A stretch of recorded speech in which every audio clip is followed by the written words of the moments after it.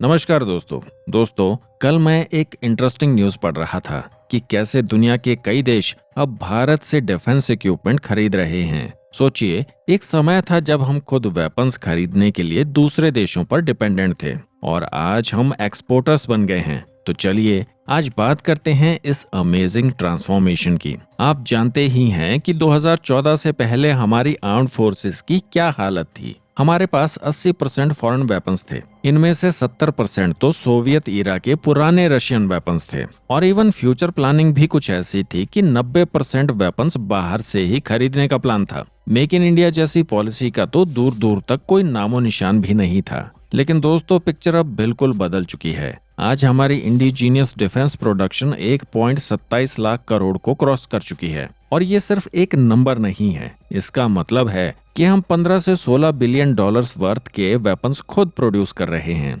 2014-15 के financial year को अगर हम 2024-25 के फाइनेंशियल ईयर से कंपेयर करें तो इसमें 174% की ग्रोथ हुई है। और एक्सपोर्ट्स की बात करें तो आंकड़े और भी ज्यादा इंप्रेसिव हैं, क्योंकि हथियारों के एक्सपोर्ट के मामले में पिछले 10 सालों में हमने 30 गुना ग्रोथ की है। अभी हम 23,622 करोड़ यानी कि करीब 3 बिलियंस के वेपन्स को एक्सपोर्ट कर रहे हैं। और सबसे इंटरेस्टिंग बात यह है कि ये एक्सपोर्ट एक या दो नहीं बल्कि 100 से ज्यादा कंट्रीज में हो रहा है। हमारे इस एक्सपोर्ट पोर्टफोलियो में ब्रह्मोस मिसाइल शामिल है, जो कि दुनिया की सबसे एडवांस्ड सुपरसोनिक क्रूज मिसाइल्स में से एक है। इसके अलावा स्मॉल आर्म्स एम्यूनिशन भी शामिल हैं। हमारे डिफेंस इक्विपमेंट्स की क्वालिटी इतनी बेहतरीन है कि इंटरनेशनल स्टैंडर्ड को मैच करती है। और सोने पर सुहागा ये है कि इंटरनेशनल स्टैंडर्ड्स को मैच करने के साथ साथ भारतीय हथियारों की प्राइस दूसरे देशों के हथियारों के प्राइस से कम है।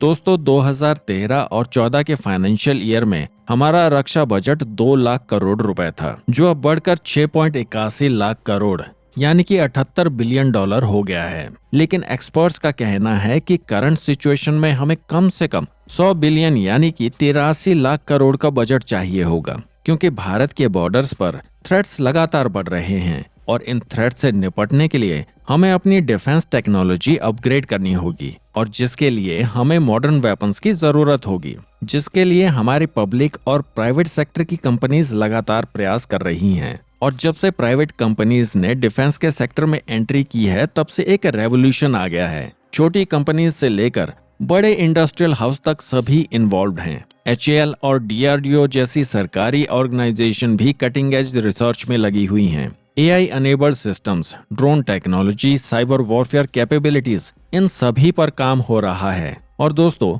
मैं आपको एक एक्साइटिंग बात बताता हूँ। दरअसल हमारे मैन्युफैक्चरिंग इकोसिस्टम में क्वालिटी स्टैंडर्ड्स इतने इम्प्रूव हुए हैं कि अब इंटरनेशनल लेवल के हो गए हैं और यही वजह है कि ग्लोबल मार्केट में भारतीय डिफेंस प्रोडक्ट्स की डिमांड बढ़ती जा रही है। लेकिन दोस्तों, डिफेंस इंडस्ट्री को और बेहतर बनाने के लिए हमें कुछ चैलेंजेस भी फेस करने पड़ रहे हैं, जैसे कि बजट कंस्ट्रेंट्स। मतलब जिस तरह का बड़ा बजट लेकर फॉरेन कंपनीज अपने प्रोजेक्ट को पूरा करती हैं, उसके कंपैरिजन में भारत की कंपनीज के पास बजट बहुत कम होता है, जिसकी वजह से हम R&D में ज्यादा स्पेंड नहीं कर पाते और रिसर्च एंड डेवलपमेंट में कम स्पेंडिंग की वजह से हम क्रिटिकल टेक्नोलॉजीज जैसे कि जेट इंजन जैसी टेक्नोलॉजीज में अभी तक सेल्फ रिलायंट नहीं बन पाए हैं। अगर हमें इस तरह की टेक्नोलॉजीज पर महारत हासिल करनी है तो हमें अपने R&D का बजट फर्दर बढ़ाना होगा। लेकिन दोस्तों, कम बजट के बावजूद भी हमारा डिफेंस सेक्टर जिस स्पीड से प्रोग्रेस कर रहा है वो रिमार्केबल है।